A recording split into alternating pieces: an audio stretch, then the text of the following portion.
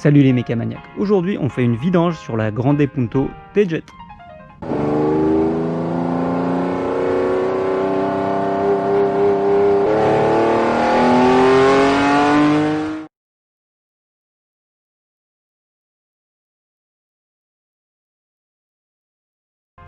Avant de commencer à faire quoi que ce soit, tu peux déjà commencer par faire chauffer le moteur afin de rendre l'huile plus fluide, afin d'en extraire un maximum. Alors pour faire la vidange, il faudra de l'huile et un filtre à huile. Donc concernant l'huile, moi je prends de la Motul, c'est ma préférence pour des raisons concrètes, pas seulement pour du marketing, j'en parlerai peut-être dans une prochaine vidéo. Et un filtre à huile, dans mon cas un filtre à huile de la marque Purflux. C'est clairement ma préférence en termes de filtre à air et filtre à huile, tout simplement parce que pendant de longues années, c'était la marque de première montée dans le groupe Fiat. Donc concernant ce petit filtre, j'avais fait un comparatif entre ce filtre là et un filtre de la marque Mecafilter. Je te le mets en haut à droite, si tu veux aller voir, tu sauras entre autres pourquoi je préfère prendre ce filtre là plutôt qu'un autre.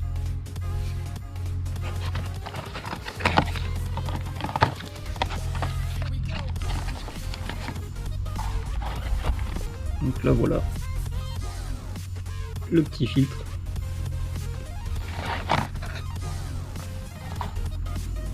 Avec le petit joint qui va avec, et je t'invite à aller voir la vidéo vraiment. Concernant l'huile, ce qui va être important, conformément aux préconisations du constructeur, donc il faut que ce soit de la SAE 5W40 C3 et avec la norme Fiat 9.55535-S2. Concernant cette norme, j'ai deux livrets, un qui date de 2007 qui préconise la norme S1 et un autre de 2009 qui préconise la même norme S2 comme ici. Donc les livrets en eux-mêmes comportent pas mal d'incohérences, ne serait-ce que par rapport à la quantité d'huile à mettre dans ce véhicule. Le livret de cette voiture spécifie 2,9 litres avec le filtre à huile, ce qui est clairement pas assez par rapport à la jauge. Et le livret de 2009 spécifie 3,3 litres avec le filtre à huile, ce qui est plus proche de la réalité. De mémoire, j'avais mis autour de 3,4 litres la dernière fois. Donc on verra combien on en met cette fois-ci. Donc moi je mets de la Motul, mais tu peux mettre la marque qui te plaît à partir du moment où c'est de la 5W40 C3 avec la spécification Fiat qui va bien.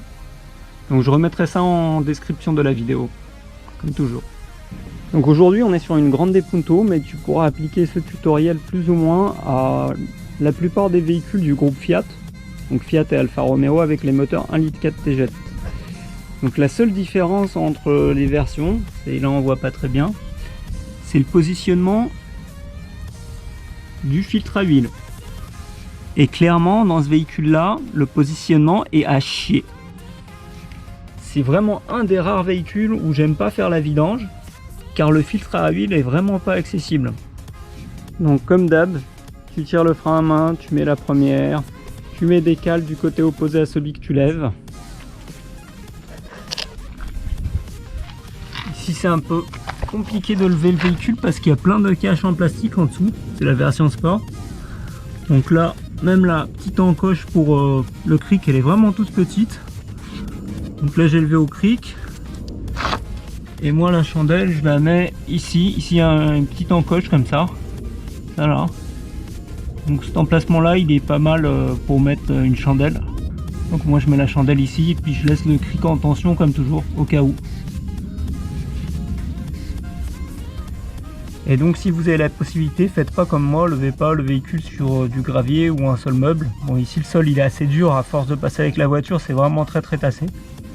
J'ai oublié de te parler de l'intervalle de vidange. Donc l'intervalle de vidange préconisé par le constructeur, c'est tous les 30 000 ou tous les 24 mois. Sauf si tu fais moins de 10 000 km par an ou que tu fais de la circulation en ville. Là, il préconise 12 mois et 10 000 km. Moi, je te conseille de le faire dans tous les cas, tous les 10 000 km ou tous les 12 mois. Sur la chaîne, on part du principe qu'on fait les entretiens nous-mêmes. C'est pas pour le prix que ça coûte que ça te fera une économie. Faire des économies sur l'huile moteur et la vidange est vraiment une très mauvaise idée.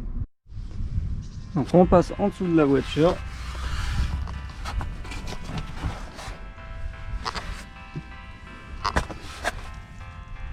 et le bouchon il est là. Donc c'est pas indispensable de lever le véhicule pour faire la vidange. Moi ici je le fais pour mieux vous faire voir, mais la dernière fois que je l'avais fait, j'avais pas levé du tout le véhicule. Il y a suffisamment de place pour passer le bras quand on sait où est le bouchon et pour le dévisser. Donc c'est du 17.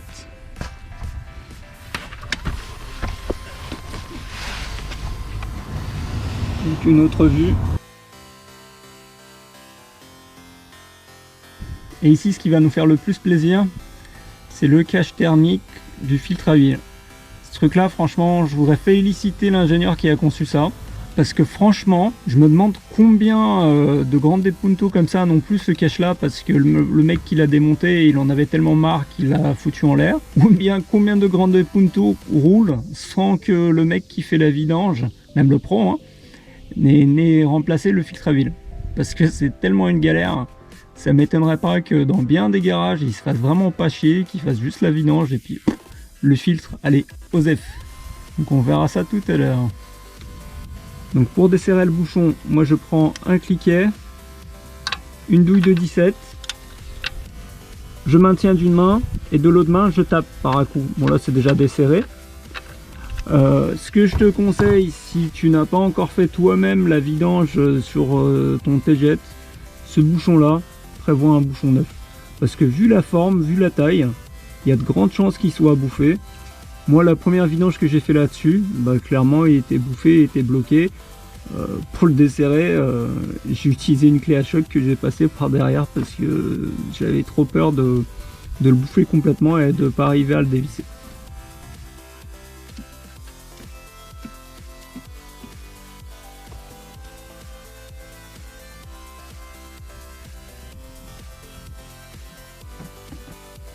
Donc, dans un premier temps, moi je dévisse à la clé, après je lève le bocal, je lève le bac, je dévisse en le maintenant jusqu'au moment où je sente que c'est complètement dévissé. C'est pas encore le cas.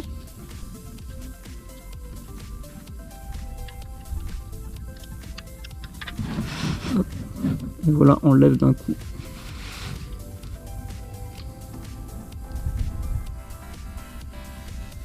Bon, c'est bien d'avoir des gants en nitrile, comme j'aime.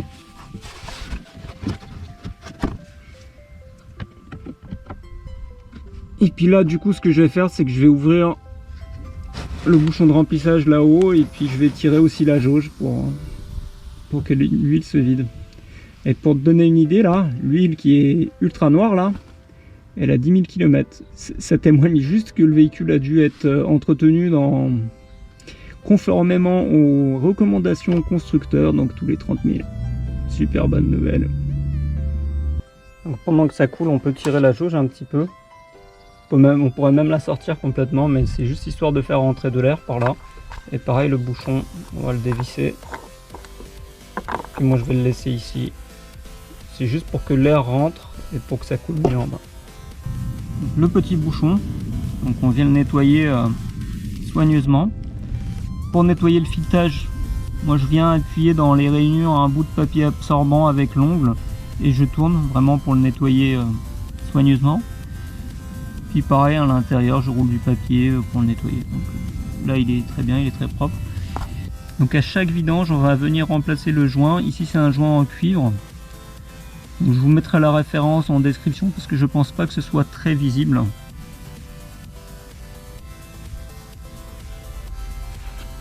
Donc je viens de revisser le bouchon à la main. Avant de le revisser, on prend du papier absorbant et puis on nettoie bien le plan de joint pour qu'il n'y ait pas de crasse.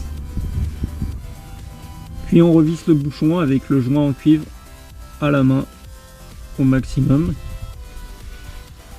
Et on finit par le serrer à la clé dynamométrique. De mémoire, c'est 20 Nm, c'est pas beaucoup, mais vu la taille du bouchon, c'est pas étonnant. Donc je vérifierai ça, si jamais c'est pas ça le coup, je vous mettrai ça dans la vidéo.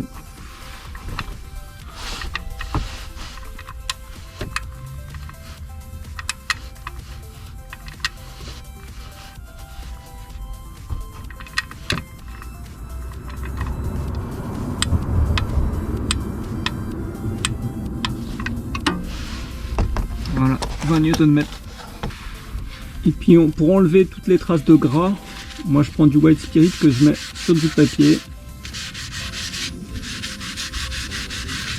Et puis ça permet de tout enlever. Et une fois que ça aura séché, ça laisse pas du tout une surface grasse. Voilà un carter tout beau, tout propre, comme on les aime. Donc on va commencer par démonter le tube ici. Pour se donner un accès au filtre. Donc ici il y a une vis en Torx T25.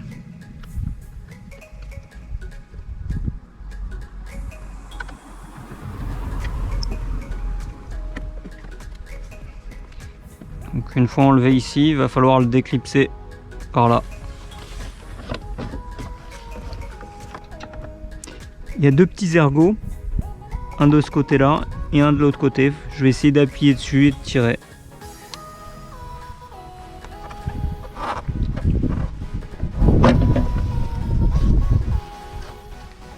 Voilà, finalement c'est venu sans tournevis, juste en le faisant bouger latéralement pour qu'il sorte.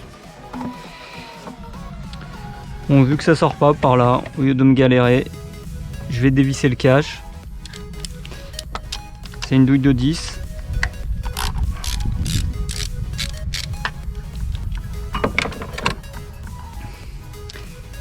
Ici, on a une seconde vis en 10.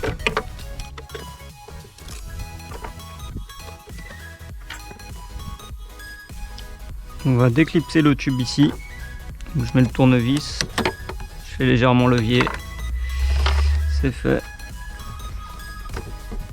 On va tirer sur le tube. Voilà. On va bouger ça comme ça, et puis sortir la pièce, ça sera bien plus simple. On va boucher le trou ici, pour éviter qu'il y ait quelque chose qui tombe à l'intérieur. Bon, je vais continuer à faire un peu de place, comme ça on pourra mieux voir et puis ça sera plus pratique aussi. Donc je vais déclipser ici. Hop.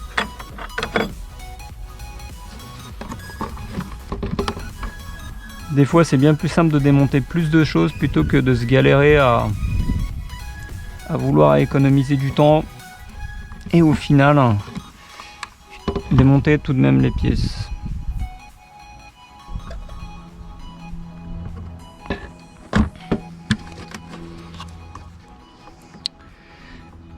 Donc on va mettre ça dans un endroit où ça va pas s'abîmer. Alors pour démonter cette foutue protection du filtre, il y a une vis ici, une autre vis par là, en passant par en bas. Nous avons une vis ici,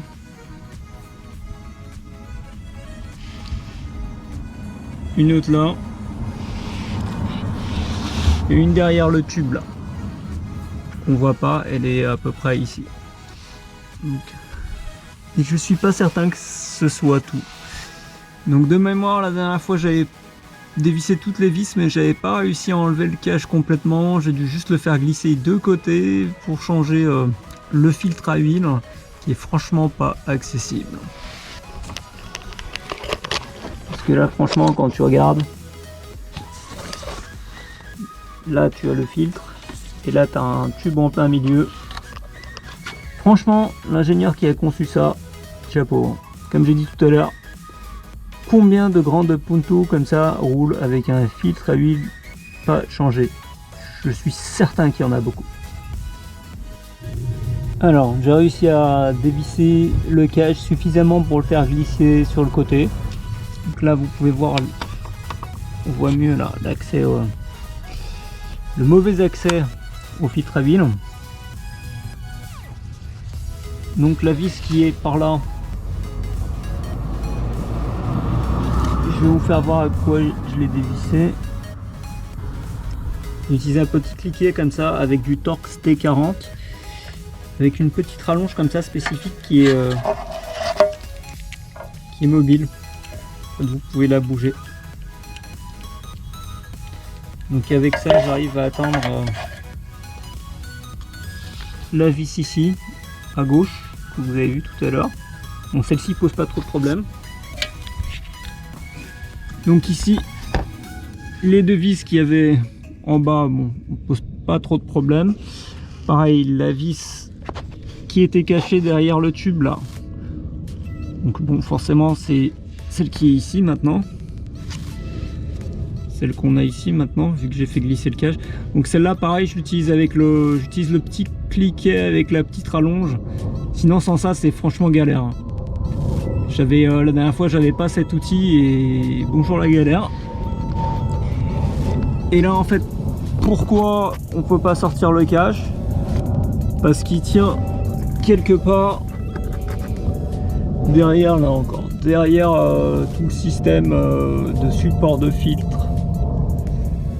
Je sais pas, enfin, il y a une vis là-bas au fond du trou.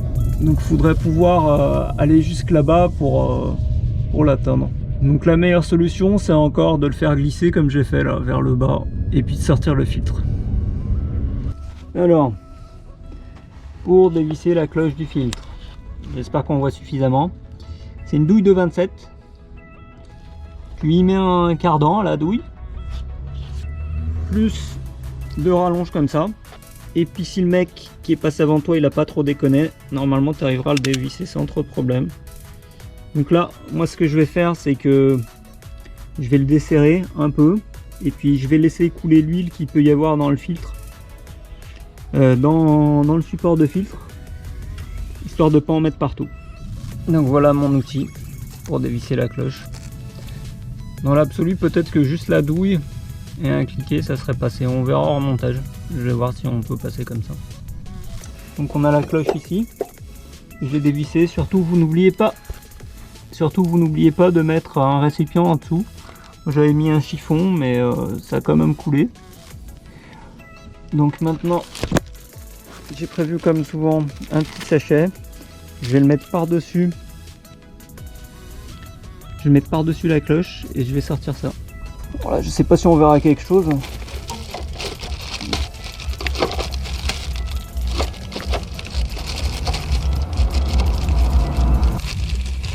Pour me donner un peu plus de place, j'ai déclipsé le tuyau ici. Donc il y a juste une clipse plastique ici. Donc je l'ai déclipsé, je l'ai décalé à gauche pour essayer d'avoir un petit peu plus de place pour sortir le support du filtre.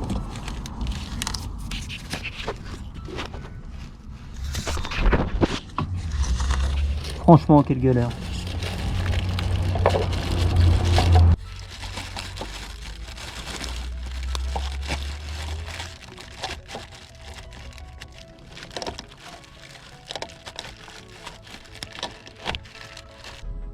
Donc voilà, j'ai extrait le filtre. Je ne sais pas si on voit, il reste plein d'huile à l'intérieur du récepteur de filtre. Donc je vais sûrement prendre une seringue et puis je vais extraire tout ça. Le petit tube que j'ai décroché là, finalement il faut le mettre plutôt vers le bas, comme il est là. Comme ça permet de passer avec la cloche et le filtre. Donc voilà la cloche avec le filtre. Donc je l'ai déjà déclipsé de la cloche. Donc je vous laisse admirer le magnifique filtre. Donc là il a 10 000 km. Peut-être un petit peu plus, peut-être 10 500. Donc petit coucou aux adeptes de la vidange tous les 30 000. Ce qu'il faut tout de même noter, c'est que c'est un véhicule essence, qu'il ne fait jamais de ville, ni de bouchon. Voilà. On prend la cloche.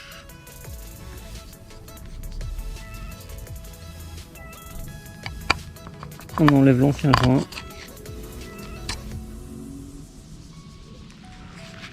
On met un petit coup de chiffon dans la gorge où il y a encore sûrement beaucoup d'huile sale.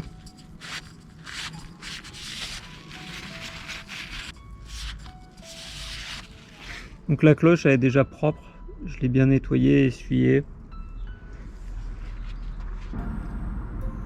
Pour le couple, c'est écrit 25 plus 5 Nm. Je pense que c'est 25 Nm plus 5 degrés. je vous mettrai une photo. C'est pas très clair parce qu'on dirait 25 plus 50 verticalement. Alors est-ce que c'est 5 degrés ou est-ce que c'est plus 50? Je pense pas que ce soit 50 nm. Parce que c'est une cloche en plastique. Donc moi je dirais 25 Nm plus 5 degrés.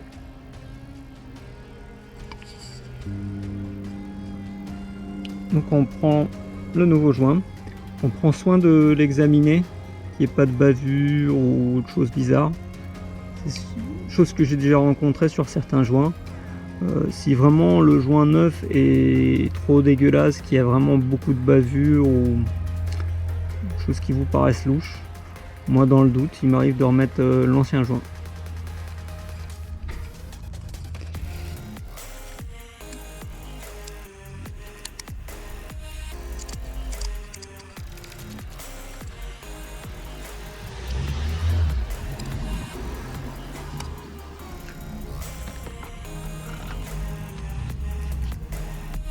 Le nouveau filtre avec sa super structure. On le met à l'intérieur et il faut bien qu'il se clipse.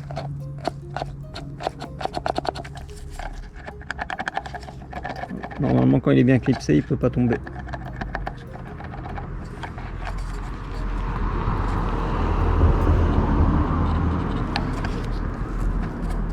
Et là quand on appuie, on sent un ressort et le ressort en question, c'est le système de bypass.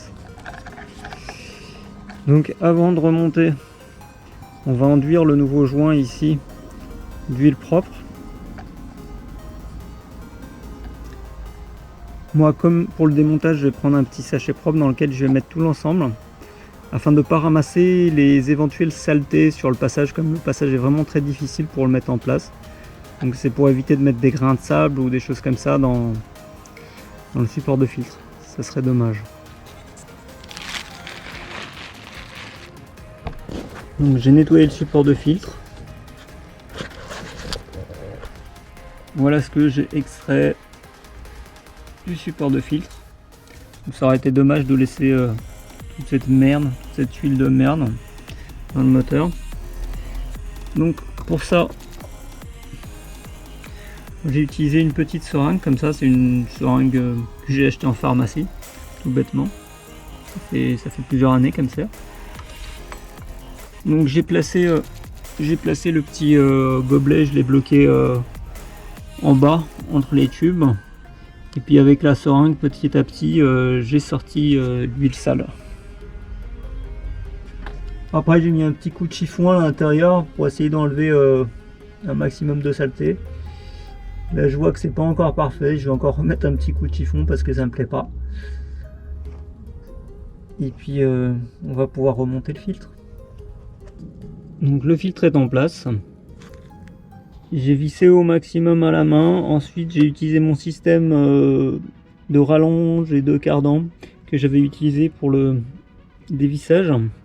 Et puis j'ai fini à la clé dynamométrique. Alors pour finir à la clé dynamométrique, j'ai ma clé, j'ai une petite rallonge comme ça.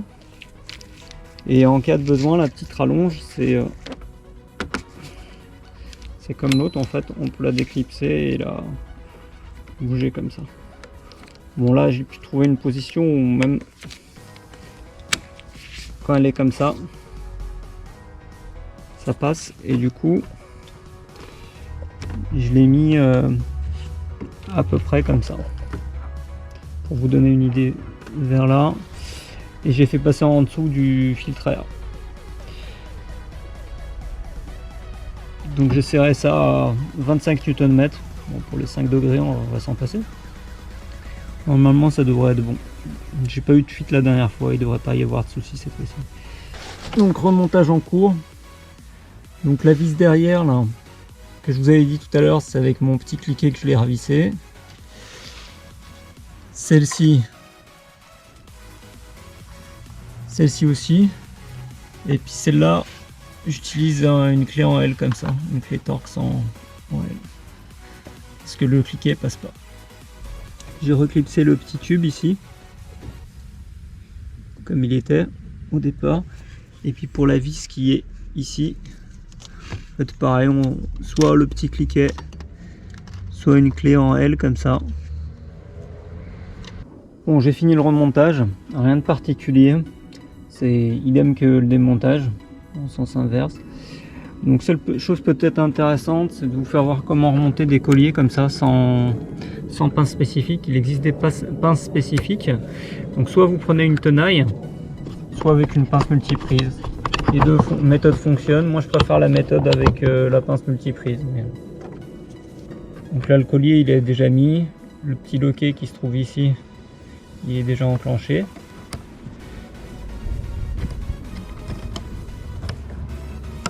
Il suffit de prendre comme ça.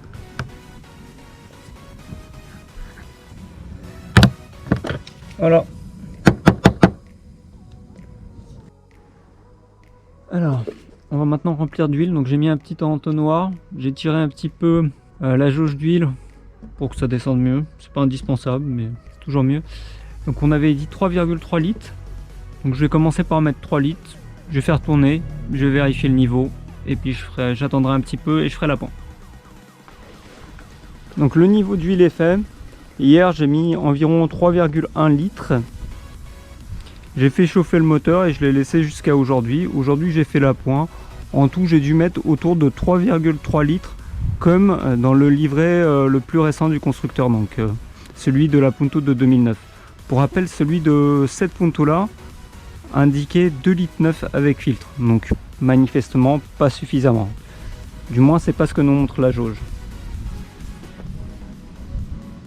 Je ne sais pas si vous verrez bien, le niveau est bien au maximum.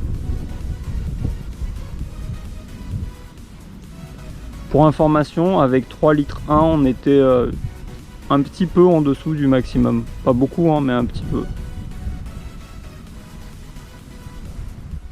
Donc notre vidange est terminée, il ne faudra pas oublier d'ici un jour ou deux vérifier s'il n'y a aucune fuite et puis vérifier le niveau au cas où.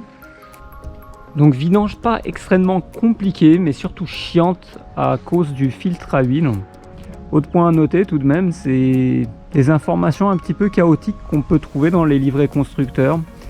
Et c'est pas le seul cas où j'ai pu voir ça. Comme d'hab, j'espère que tu as aimé, j'espère que ça te sera utile. Laisse un petit pouce en dessous la vidéo. Et n'oublie pas de t'abonner à la chaîne pour ne pas rater mes prochaines vidéos. Allez, à plus!